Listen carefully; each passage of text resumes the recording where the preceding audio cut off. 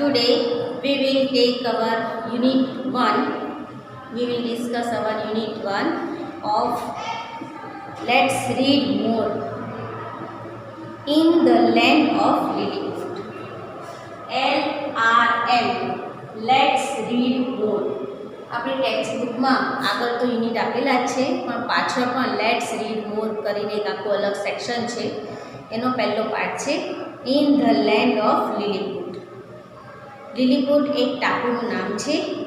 એ ટાપુ ઉપર એક સુંદર મજાની ઘટના બને છે, એના ઉપર આપણો આખો આ પાઠ છે. ગુલિવર નામની વ્યક્તિ આ ટાપુ પર પહોંચી જાય છે. કેવી રીતે પહોંચે છે અને ત્યાં ગયા પછી એની સાથે શું ઘટના બને છે એના ઉપર આપણો આખો પાઠ છે. તો આપણે એને સરસ મજાનું શાંતિથી સમજીશું. In the land of Lilliput. લિલીપુટની જમીન ઉપર. The Antelope was a large ship. Antelope એ એક જહાજનું નામ છે. બહુ વર્ષો પહેલાંની, સદીઓ પહેલાંની આ વાત છે કે લોકો એક દેશમાંથી બીજા દેશમાં જહાજમાં મુસાફરી કરી જતા. ત્યારે એરોપ્લેન નહોતા, ટ્રેન નહોતી, એટલે એક દેશમાંથી બીજા દેશમાં જવા માટે, એક રાજ્યમાંથી બીજા રાજ્યમાં જવા માટે એ લોકો જહાજ, શીપનો ઉપયોગ કરતા. મહિનાઓ સુધી, દિવસો સુધી શીપમાં મુસાફરી કરતા અને એમને જ્યાં જવું હોય ત્યાં એ લોકો જઈ શકતા. તો આવી રીતે એન્ટેલોપ નામનું એક મોટું વહાણ હતું. વન્સ ઇટ વોઝ સેલિંગ એટલે મુસાફરી કરી રહ્યું હતું ઇન ધ પેસિફિક ઓશિયન. એક વખત તે પેસિફિક સમુદ્રમાં મુસાફરી કરી રહ્યું હતું. There were 30 sailors on it. એ વખતે એ જહાજ ઉપર 30 એટલે 30 જેટલા ખારવાઓ, મુસાફરો હતા. Beside the sellers. આ બધા ખારવાઓ, આ બધા મુસાફરોની ઉપરાંત ધેર વેર અ કેપ્ટન. એની સાથે એક કેપ્ટન એટલે જહાજનો જે મેઇન મુખ્ય માણસ હોય, કપ્તાન, એ એન્ડ અ ડૉક્ટર નેમ્ડ ગુલિવર. અને ગુલિવર નામનો એક ડૉક્ટર પણ એ વખતે એ જહાજ ઉપર મુસાફરી કરી રહ્યો હતો. In the beginning. શરૂઆતમાં ધ સેલિંગ વોઝ સ્મૂથ. શરૂઆતમાં આ જે જહાજ હતું, આ જે મુસાફરી હતી જહાજની, તે નિર્વિઘ્ન જઈ રહી હતી. શાંતિથી જહાજ સમુદ્રના પાણી પર મુસાફરી કરી રહ્યું હતું. શરૂઆતની વાત છે. બટ ધેન, પણ પછી, ધેર એરોઝ આ storm in the C. Arrows એટલે ઊભું થયું અને સ્ટોર્મ એટલે તોફાન, પવનનું તોફાન. પણ પછી થોડા સમય બાદ દરિયામાં પાણીનું તોફાન, પવનનું તોફાન ઉદ્ભવ્યું. There was a strong wind. જોરદાર પવન ફૂંકાવા લાગ્યો હતો. And heavy rain. અને સાથે સાથે પુષ્કળ વરસાદ પણ શરૂ થઈ ગયો હતો. જોરદાર પવન અને ભારે વરસાદ હતો. Selling became difficult. અને હવે આ જહાજ માટે દરિયાના પાણીમાં મુસાફરી કરવી મુશ્કેલ બની ગઈ હતી. The ship began to drift.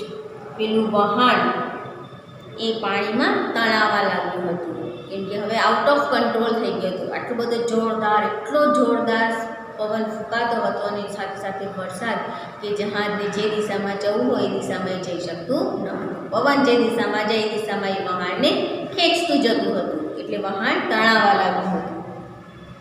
Drift એટલે તણાવ. ધેન સડનલી એટલે અચાનક. પછી અચાનક ઇટ હિટ. તે અથડાઈ ગયું, ભટકાઈ ગયું. કોની સાથે? અગેન્સ્ટ અ રોક. એક ખડક. રોક એટલે પથ્થર, મોટી શિલા, મોટો પથ્થર. એક મોટા પથ્થર સાથે આ જહાજ અથડાઈ ગયું. And broke to pieces. અને તેના ટુકડા થઈ ગયા. જેમ આપણે પેલું મોટું જહાજ દરિયામાં ડૂબી ગયું અને હજારો લોકો એમાં પાણીમાં તણાઈ ગયા, એવી રીતે આ એન્ટેલોપ નામનું જહાજ પણ પવનના તોફાનને કારણે એક મોટી શિલા સાથે અથડાયું અને પછી તૂટી ગયું. Everyone on the ship started screaming. Ship ઉપર જેટલા પણ માણસો હતા તે બધા જ ચીસાચીસ કરવા લાગ્યા. એન્ડ ક્રાઇંગ ફોર હેલ્પ, અને મદદ માટે જોશજોશથી રડવા લાગ્યા. ચીસાચીસ, બૂમાબૂમ, બચાવો બચાવો બચાવોની બૂમાબૂમ બધા લોકો પાડવા લાગ્યા, કારણ કે બધાને પોતાનો જીવવાનો હતો.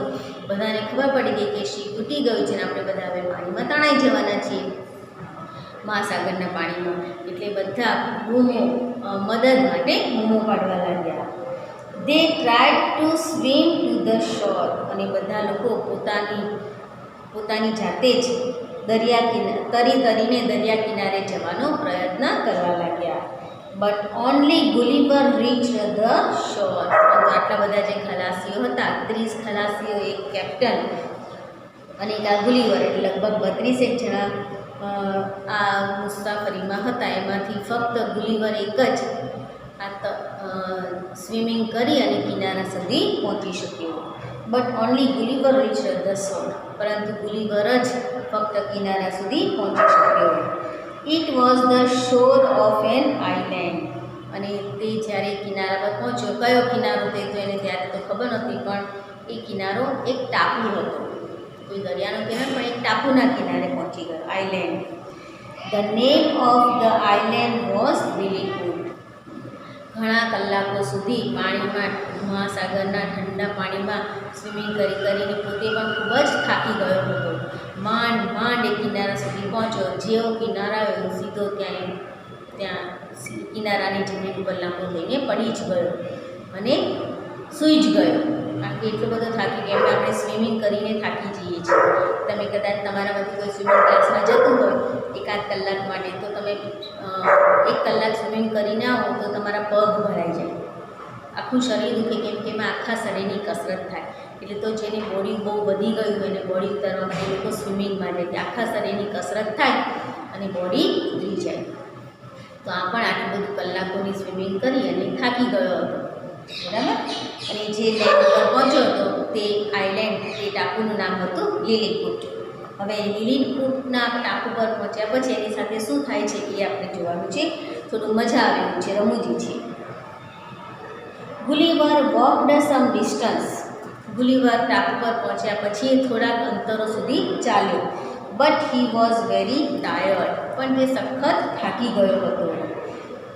He fell asleep on the grass. અને ટાપુના ઘાસવાળી જમીન ઉપર જેવો પહોંચ્યો, થોડુંક ચાલી અને ત્યાં થાકને કારણે સીધો ત્યાં લાંબુ થઈને સૂઈ જ ગયો, ઘાસ ઉપર ઊંઘી ગયો. He woke up the next morning. અને છેક બીજા દિવસે સવારે તે ઉઠ્યો. And try to get up. અને ઊભા થવાનો એને પ્રયત્ન કર્યો. ઉઠ્યો એટલે ખાલી આંખો ખુલી સવારમાં. એને એમ થયું કે સવાર પડી ગઈ છે, એટલે એને પોતે ઊભા થવાનો પ્રયત્ન કર્યો. But getting up was not possible. પરંતુ એના માટે ઊભા થઈને ચાલવાનું થોડુંક એના માટે સહેજ પણ શક્ય ન હતું. હિઝ હેન્ડ્સ એન્ડ લેગ્સ વેર ટાઈડ. કેમ નહોતું? કારણ કે એને એવો અહેસાસ થયો કે એના હાથ અને એના પગ ટાઈટ બાંધેલા છે. ઉઠવું એના માટે શક્ય નહોતું, તેના હાથ અને પગ બાંધેલા હતા. Gulliver felt something walking on his body. અને સૂતા જ ગુલિવરે એવો અનુભવ કર્યો કે એના શરીર ઉપર કંઈક ચાલી રહ્યું છે, કોઈ જીવડું કે ગમે તે. એને દેખાતું નથી કેમ કે સૂતો છે. એ આમ ઊંચું કરીને જોઈ પણ શકતો નથી, કેમ કે એના હાથ પગ દોરીથી બાંધેલા છે.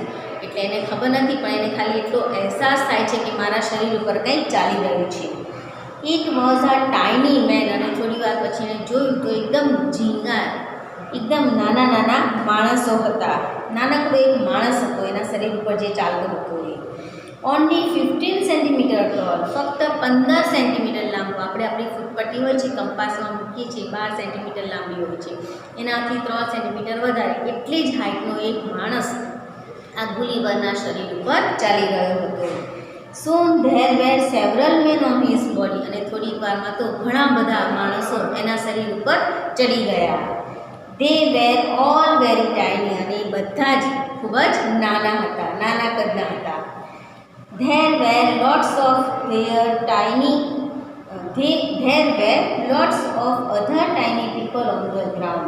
અને પછી એણે નજર કરી બાજુની જમીન ઉપર, તો એના શરીર પર હતા એના કરતાં કેટલાય ઘણા વધારે માણસો, એવા ઝીણા ઝીણા માણસો બધા એની આજુબાજુ જમીન ઉપર ઊભા હતા. Some had bows and arrows in their hands. કેટલાક એવા નાના માણસોના કેટલાક હાથમાં તીર અને કામઠા, બાણ અને તીર પણ હતા. Gulliver was both hungry and thirsty. Gulliver અત્યારે થાકી ગયો હતો, કાલનો એનો માંડ થોડો થાક ઉતર્યો હતો, પણ એને કેટલાય દિવસથી ખાધું નહીં હોય એટલા માટે તે ભૂખ્યો અને તરસ્યો બંને હતો. એને ભૂખ પણ લાગી હતી અને તરસ પણ લાગી હતી. How can I talk to this people accept through gesture, he thought. Gesture એટલે સંકેત કરો, ઈશારો કરો. આપણે બેરા મૂંગાની વાતો કરતા જોયા હોય તે લોકો ઈશારાથી વાતો કરે, મોઢાની આંગળીઓની બધી એક્સપ્રેશન કરીને એ લોકો મજાની વાતો કરે. જેમ આપણે ગુજરાતીમાં કેટલી બધી વાતો કરી કે તે લોકો ઈશારાથી વાતો કરે અને મજા કરે, બરાબર. તો આ ગુલીવર પણ વિચારે છે કે આટલા ઝીણા માણસો છે, એ મારી ભાષા તો સમજી નહીં શકે, નહીં ઇંગ્લિશ સમજે, નહીં ગુજરાતી સમજે, કશું નહીં સમજે. એટલે વિચારે છે પડે કે how can I talk to this people, આ લોકો સાથે હું કેવી રીતે વાત કરી શકું, એક્સેપ્ટ થ્રુ જેસ્ટર. આ જે નાના માણસો છે, નાના માણસો પાસે હું ઈશારા સિવાય તો કેવી રીતે વાત કરી શકું. એ લોકો બીજી કોઈ ભાષા, એમની કઈ ભાષા છે તો એ જાણતો નથી, અને પોતાની જે આવડે છે ભાષા એ લોકો સમજે છે કે એને ખબર નથી. એટલે વિચાર છે કે હવે આમની જોડે વાત કરવા માટે મારી પાસે ઈશારા કરવા સિવાય બીજી કોઈ ઓપ્શન છે નહીં. એટલે વિચાર છે કે ઈશારા કર્યા સિવાય હું આ માણસો સાથે કેવી રીતે વાત કરી શકું. So he made signs for eating and drinking. અને એટલે એણે પેલા નાના માણસોની સામે જોઈને એને ખાવાની અને પીવાનો ઈશારો કર્યો કે મારે ખાવું છે અને પીવું છે, એવો ઈશારો કર્યો. Luckily the tiny people understood his science. અને સદનસીબે, સારા નસીબે, ગુલીવરનું નસીબ સારું હશે કે પેલા જે ઝીણા ઝીણા નાના નાના 15 સેન્ટીમીટરના માણસો હતા એ બધા આ ગુલીવરનો ઈશારો સમજી ગયા કે આને ખાવું છે અને પીવું છે. And brought some baskets of food. અને કેટલાક ટોપલાઓ ભરી અને એમના માટે ખોરાક લઈ આવ્યા. They also brought tiny barrels of water. અને પીવા માટે ટાઇની એટલે નાના નાના બેરલ એટલે લાકડાના પીપ, નાના નાના લાકડાના પીપ, એમના માટે પાણી ભરીને લઈ આવ્યા. જેવા માણસો એવા જેના પાણીના પીપ હોય. આપણે મોટા કદના માણસો તો આપણા પાણીના પીપ મોટા મોટા હોય, એ 15 સેન્ટીમીટરના છે માણસો, તો એના પીપ એની સાઇઝના હોય. એટલે કેટલાક ટોપલા ભરીને એમના માટે ખાવાનું લઈ આવ્યા, અને કેટલાક લાકડાના પીપ ભરીને, બેરલ એટલે લાકડાનું પીપ, લાકડાના પીપ ભરી અને એમના માટે પીવાનું પાણી લઈ આવ્યા. Gulliver ate all the food and drank all the water. Gulliver એ બધું જ ખોરાક જે લાયા તે બધું ખાઈ ગયો અને જેટલું પાણી લાયા તે બધું પી ગયો. નાઉ હી ફેલ્ટ રિફ્રેશ. હવે તેને થોડી તાજગી અનુભવી, હવે એને થોડી મજા આવી, સારું લાગ્યું, થોડુંક શરીરમાં ખોરાક ગયો, પાણી ગયો, એટલે હવે એની તબિયત સારી લાગી. Walking will do me sum good, he thought. સૂતા સૂતા એને ખાઈ લીધું, પી લીધું, પછી એને સૂતા સૂતા વિચાર્યું કે જો હું થોડુંક ચાલીશ તો મને વધારે સારું લાગશે, ચાલવાથી મને વધારે સારું લાગશે, એવું એને વિચાર્યું. But I can not get up. પરંતુ હું ઊભો થઈ શકતો નથી. So walking is not possible. તો ચાલવું એ મારા માટે શક્ય નથી. એને પડ્યા વિચાર્યું કે ભાઈ ચાલીશ તો મને થોડું વધારે સારું લાગશે, પણ એના હાથ પગ તો બાંધેલા હતા એટલે એના માટે ઊભા થઈને ચાલવું શક્ય ન હતું. Some tiny men went to the king of Lilliput. કે આટલા બધા માણસો, જે ઝીણા ઝીણા માણસો હતા એમાંથી કેટલાક નાના માણસો લીલીપુટના રાજા પાસે ગયા. King of the Lilliput. Lilliput ટાપુનો જે રાજા હતો એ રાજા પાસે ગયા. And told him about Gulliver. અને ત્યાં જઈ અને ગુલીવર વિશે જાણ કરી. રાજ્યમાં કંઈ પણ નવી ઘટના બને એટલે રાજાને જાણ કરવામાં આવે. તો આમાંથી પણ કેટલાક માણસો, મોસ્ટ ઓફ માણસો બધા આની આજુબાજુ એની સુરક્ષા કરવા, એને પકડી રાખવા માટે કાં ભાગી ના જાય એના માટે રહ્યા હતા. અને થોડાક માણસો રાજા પાસે જઈ અને ગુલીવર વિશે એને માહિતી આપી. How big is he? The king asked. રાજાએ પૂછ્યું કે તે કેવડો મોટો છે?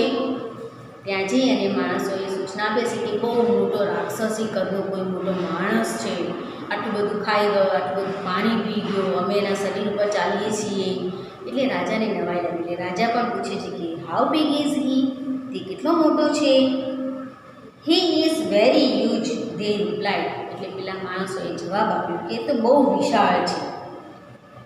રાજા પણ આશ્ચર્યચકિત થઈને કહે છે રિયલી? ખરેખર? Go and bring him here, the king ordered. એટલે આદેશ આપ્યો. રાજાએ આદેશ આપ્યો કે એમ? સાચી વાત છે, બહુ મોટો છે, તો જાઓ અને એને અહીંયા લઈ આવો. આઈ વોન્ટ ટુ સી હિમ. મારે તેને જોવો છે. સિંગ ઇઝ બિલીવિંગ. જોયા વગર માન્યામાં આવે નહીં. આ કહેવત છે. જોયા વગર માનવામાં આવશે નહીં. જો જોઈએ તો જ માનવામાં આવે. એટલે જોયેલું માની શકાય. એટલે તમે જાઓ અને એને અહીંયા લઈ આવો. હી એડેડ. એને પોતાના વાક્યમાં આટલું ઉમેર્યું કે ભાઈ જોઈશ તો હું માનીશ. ધ લિલીપુટિયન્સ પ્રિપેર્ડ આ વુડન કેરેજ. હવે લીલીપુટના જે માણસો હતા, બધા સૈનિકો માણસો બધા ભેગા થઈને એક લાકડાનું ગાડું તૈયાર કર્યું. વુડન કેરેજ, કેરેજ એટલે ગાડું. એક લાકડાનું ગાડું તૈયાર કર્યું. It was about 3.5 meters long. તે એ ગાડાની લંબાઈ આપી છે કે ગાડાની લંબાઈ કેટલી હતી? તો એટલે 3.5 મીટર લાંબુ હતું. 120 centimeters વાઇડ. 3.5 મીટર જેટલું લાંબુ હતું અને 120 સેન્ટીમીટર 120 સેન્ટીમીટર જેટલું પહોળું હતું. And 10 centimetres high from the ground. અને જમીનથી એની ઊંચાઈમાં આપીએ તો 10 સેન્ટીમીટર જેટલું તે ઊંચું હતું. Now lifting Gulliver and putting him on the carriage became a problem. ગાડું તો તૈયાર થઈ ગયું, પણ હવે આટલા મોટા વિશાળ કાય માણસને ઊંચકવો, લિફ્ટ કરવો અને પછી એને પુટિંગ કરવું ઇન ધ કેરેજ, પેલા ગાડામાં મૂકવો, એ એક મોટી સમસ્યા હતી. હવે આને આટલા મોટા શરીરવાળા માણસને ઊંચકવો કેમ અને પાછો એને ગાડામાં મૂકવો કેમ, એ એમના માટે પ્રોબ્લેમ હતી.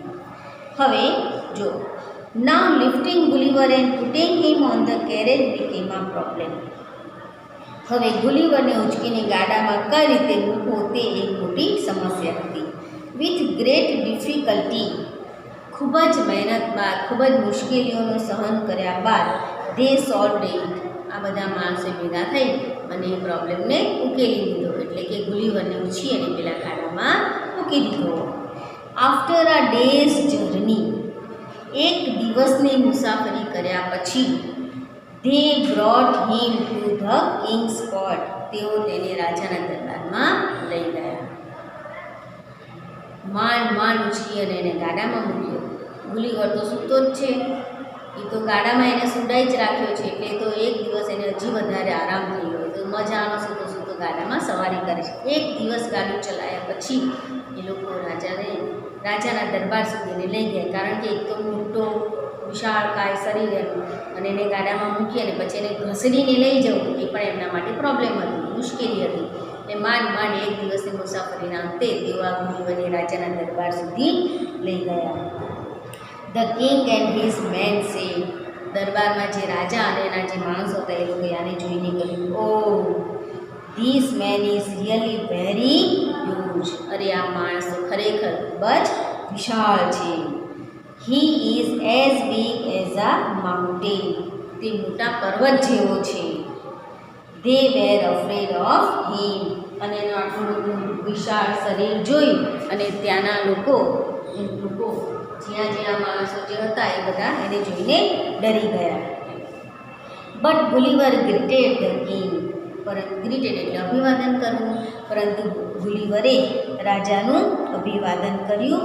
And promised to be their friend. અને તેના મિત્ર બનવાનું એમને વચન આપ્યું.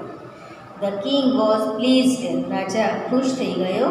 And set him free. અને તેને મુક્ત કરી દીધો. તેને જે દોરીઓથી બાંધી દીધા હતા એ બધું દોરીઓ કપાઈ અને રાજાએ એને મુક્ત કરી દીધો, ફ્રી કરી દીધો. કારણ કે ગુલિવરે તેને રાજાના મિત્ર બનવાનું વચન આપ્યું હતું. Gulliver lived on the island happily for a long time. અને પછી ગુલિવર ઘણા સમય સુધી તે ટાપુ પર આનંદથી આ બધા ટાઈની માણસોની વચ્ચે રહ્યો. તો અહીંયા આપણો આ પાઠ પૂરો થાય છે. નીચે એક્સરસાઇઝ આપી છે, 2 જ એક્સરસાઇઝ છે, આપણે જોઈ લઈશું એને. Here are some groups of words. અહીંયા કેટલાક શબ્દોનું ગ્રુપ આપેલું છે. In each of them there is one word which does not belong to the groups. એ બધા ગ્રુપમાંથી એક શબ્દ એવો છે કે જે આ ગ્રુપને મેચ થતો નથી, એટલે અલગ પડતો શબ્દ આપણે શોધીને લખવાનો છે. તો એમાં એક્ઝામ્પલ આપેલું છે મીટર, સેન્ટીમીટર, કિલોમીટર અને કિલોગ્રામ. તેમાં કિલોગ્રામ એ અલગ છે, કારણ કે પેલા બધા અંતર માપવાના છે અને આ વજન માપવાનું એકમ છે, એટલા માટે. પહેલું છે સ્ક્રીમ, એટલે બૂમો પાડવી. શાઉટ એટલે પણ બૂમ પાડવી. સ્લીપ એટલે ઊંઘી જવો. અને યેલ એટલે ખુશીથી ચીસો પાડવી. તો અહીંયા જવાબ આવશે સ્લીપ. પછી બીજું છે શીપ, એટલે દરિયો. ઓસીન એટલે પણ દરિયો. આઇલેન્ડ એટલે ટાપુ, એટલે દરિયાની વચ્ચેની જમીન. અને ડૉક્ટર, તો આમાં ડૉક્ટર અલગ પડશે. પછી ત્રીજું છે કેરેજ, એટલે ગાડું. એપલ એટલે સફરજન. બાસ્કેટ એટલે ટોપલી. અને બેરલ એટલે પીપ, તો અહીંયા આવશે એપલ. ચોથું છે બાય, એટલે ખરીદવું. વોક એટલે ચાલવું. સ્વિમ એટલે તરવું. રન એટલે દોડવું. આમાં એક્ટિવિટી કઈ અલગ પડે છે? બાય, તો અહીંયા આવશે બાય. ત્યારબાદ આન્સર ધ ફોલોઈંગ ક્વેશ્ચન્સ છે, એને સમજી લઈએ. પહેલો પ્રશ્ન છે વેર વોઝ ધ એન્ટેલોપ. એન્ટેલોપ ક્યાં હતું? તો આપણે જવાબમાં લખીશું the Antelope was in the Pacific ocean. Antelope Pacific મહાસાગરમાં હતું. બીજો પ્રશ્ન છે in the beginning the sailing was smooth. શરૂઆતમાં સફર શાંતિપૂર્વક જઈ રહી હતી.